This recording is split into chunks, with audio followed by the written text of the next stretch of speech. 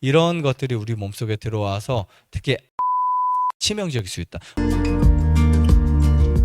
여러분이 샴푸나 이런 종류의 로션, 세안제, 바디워시 이런 것들 사용하실 때는 꼭 주의해서, 그리고 건강하시다면이야 뭐 좀 그냥 이해하고 사용하실 수 있겠지만 몸이 망가진 상태에서는 저는 굉장히 심각할 수 있다고 생각해요. 우리가 이제 몸이 약한 사람일수록 더 심각합니다. 그래서 어떤 분들이 이것을 사용하면 위험할지에 대해서 제가 추가적으로 좀만 더 설명드릴게요. 어쨌든 건강한 사람도 주의를 해야 돼요. 하지만 건강한 사람은 못 느낄 수 있다. 건강한 사람은 못 느껴요. 그리고 나중에 가서 내가 자궁암 걸렸는데 왜 걸렸지? 이유를 모르는 거예요. 아시겠죠? 내가 자궁 왜 걸렸지? 남편이 속썩여서 걸렸나? 이렇게만 생각하는 거예요. 썼던 샴푸 때문에 생각하지 않고. 그럴 수도 있다는 거. 어릴 적에 샴푸를 많이 사용하는 아이들 있죠. 특히 여자아이들은 머리가 기니까 샴푸를 더 많이 사용하잖아요. 이런 아이들, 그리고 어렸을 때도 화장을 하면 클렌징 폼을 많이 사용해야 되고 막 하다 보니까 이런 아이들이 어디에 가장 먼저 영향을 받냐면 호르몬 계통, 생식기에 영향이 엄청 많아집니다. 앞으로 이런 아이들은 자궁암 걸릴 확률이 정말 높아져요. 엄청 높아지는데 이 독소들이 배출되지 못해서 점점 쌓이게 되고 이상 반응들이 생기게 됩니다. 아까 말씀드린 이 석유계 계말성제들은 이런 부분에 있어서 절대적으로 우리가 피해야 할 부분이고요.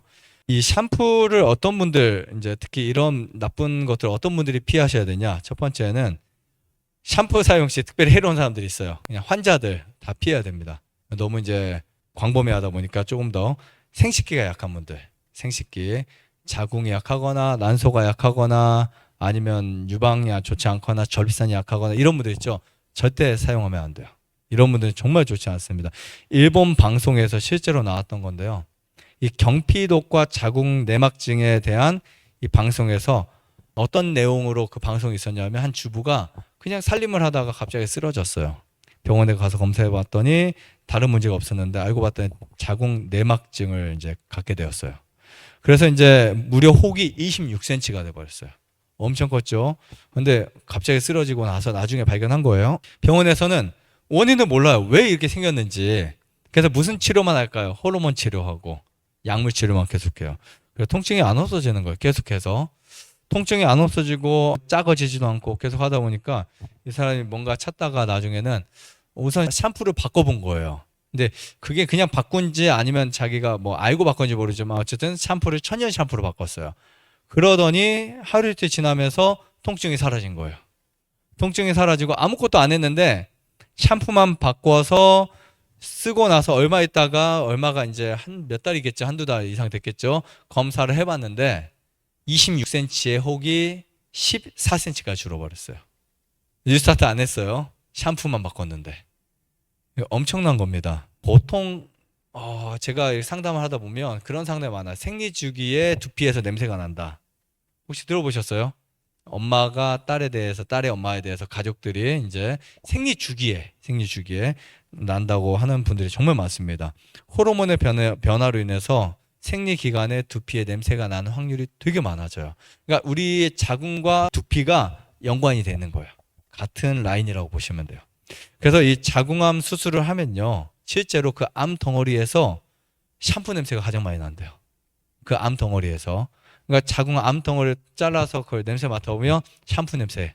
그리고 실제로 머리에 그 샴푸는 형광물질 있잖아요. 그 자궁에서도 암에서도 형광물질 그대로 보여지는 거예요. 무슨 말인지 아시겠죠? 굉장히 위험한 거예요.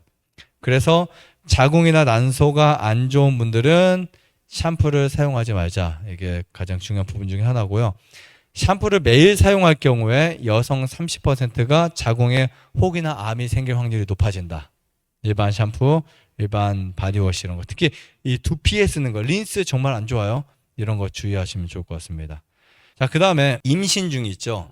임신을 했을 때 혹시 뭐 자녀분들이나 가족들 중에 임신했을 때는 샴푸 안 쓰게 하셔야 돼요. 샴푸를 쓰면 태아의 문제를 줄 수 있고요. 불임의 원인이 될 수도 있어요. 혹은 또 기형아를 만들어낼 수도 있다라는 보도들이 있습니다. 그리고 신장이 안 좋은 경우, 특히 남자 같은 경우는요. 여자는 자궁에 정말 안 좋아요.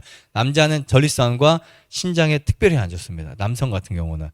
이게 노폐물을 처리하는 기능이 뚝 떨어지기 시작해요. 예전에 제가 느낀 게 뭐가 있었냐면 설악산을 가는데 어렸을 때요. 이상하게 아주머니들에게 그 화장품 냄새가 엄청 나잖아요.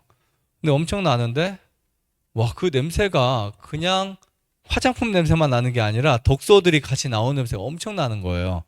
나중에 이제 디톡스를 하면서 이제 본인들이 느끼는 게 소변에서 화장품 냄새가 난다는 분들이 되게 많았어요. 그래서 이거 꽤 오래된 거예요. 그래서 이제 그때 제가 뭐를 알게 됐냐면 우리 피부와 그 해독기관 신장까지 연관이 돼 있구나. 그래서 이런 거를 자주 쓰면 신장이 나빠지는구나 라는 것을 그때부터 이제 알기 시작했죠. 실제로. 그래서 나음에서는 디톡스 중에 절대 화장품이나 이런 거 사용하지 못하게 합니다. 그냥 모르고 하시는 분들도 있을지 모르겠지만 하시면 안 돼요. 네. 왜냐하면 특별히 우리가 먹지 않았을 때 그 독은 더 빨리 흡수돼요. 굉장히 빠르게 흡수된다라고 보시면 됩니다. 그냥 샤워하실 때도 맹물로 하셔도 돼요. 아무 상관없어요. 그리고 천연 비누가 있기 때문에 그런 건 사용하셔도 상관이 없습니다. 그 다음에 탈모. 네, 탈모의 문제가 될 수 있는데 이 탈모의 문제가 보통 스트레스로 알려져 있어요. 영양의 문제로 알려져 있는데 특히 여성분 같은 경우는 에스트로겐 호르몬 문제로 이어지는데 이 머리카락을 풍성하게 자라는 역할을 하는 에스트로겐이 분비되는데 문제가 생겨요. 그러면 이제 머리숱이 적어지기 시작해요. 어느 순간 뭐 갑자기 이제 갱년기가 지나면서 머리숱이 적어졌다 뭐 이런 경우가 있어요. 그렇게 되면 이제 탈모 증상들이 많이 생깁니다. 그러니까 요즘에 탈모증 굉장히 많아졌어요. 많아졌는데 샴푸나 이런 것과 관련이 되어 있다라고 보시면 될 것 같고요. 그래서 여러분들이 제가 샴푸밖에 말씀 못 드렸지만 또 이제 우리 그 천연치료 시간에 배우실 거예요. 이런 것들이 우리 몸속에 들어와서 특히 암이나 당뇨나 아토피에 치명적일 수 있다. 어떤 경우는 한 번만 써도 안 좋을 수 있어요. 실제로 어떤 분들은 한 번만 써도 암을 키울 수 있지 않을까.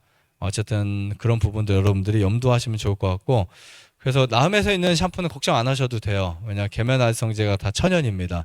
그 내용들 보면 포타슘 코코에이트라든지 소듐 메틸 코코일 타우레이트 이런 물질들이 다 이제 천연 계면활성제고 그 다음에 라우릴 하이드록시 시설타인 이런 물질들은 이제 안전적인 그러니까 우리가 정전기를 막을 수 있는 거 다 천연으로 만들어졌기 때문에 괜찮아요. 그리고 지금 점도제까지도 천연으로 했기 때문에 문제가 없습니다. 아무튼 그래서 여러분들이 이렇게 직접 요즘에는 스스로 만들어 쓰는 분들도 있어요. 로션이나 스킨 같은 거 특히. 그러니까 여러분들이 이제 나쁜 것들은 대부분 사용하지 말아야 된다. 그리고 뒤를 꼭 보셔서 그게 이제 좋은 건지 나쁜 건지 여러분들 검색하시면 다 나와요. 요즘에는 그거 그냥 사진 찍어서 어플 깔면 다 나오고요. 그냥 검색 단어 하나하나 의심스러운 검색해 보면 다 나오기 때문에 내가 먹는 것만 이제 중요하게 생각하지 말고 바르는 거, 사용하는 거, 세안하는 거 이런 것도 정말 중요하게 생각하시면 좋을 것 같아요. 그 다음에 이제 더 건강하게 사용하고 싶은 분들은 소금으로 양치하시는 게 가장 좋고요. 그래서 여러분들이 나쁜 것들은 최대한 사용하지 않아야 돼요. 우리가 보통 향도 좋고 점도도 좋고 거품도 잘 나고 하니까 비누나 이런 것들 그런 만족하면 쓰잖아요. 하지만 닦이는 건 잘 닦일 수 있지만 독소가 정말 많이 들어올 수 있다라고 보시면 될 것 같고 정리를 하자면 먹는 음식에 독도 안 좋다. 하지만 먹는 독은 90% 나간다. 하지만 우리가 바르는 것들은 90%가 쌓인다.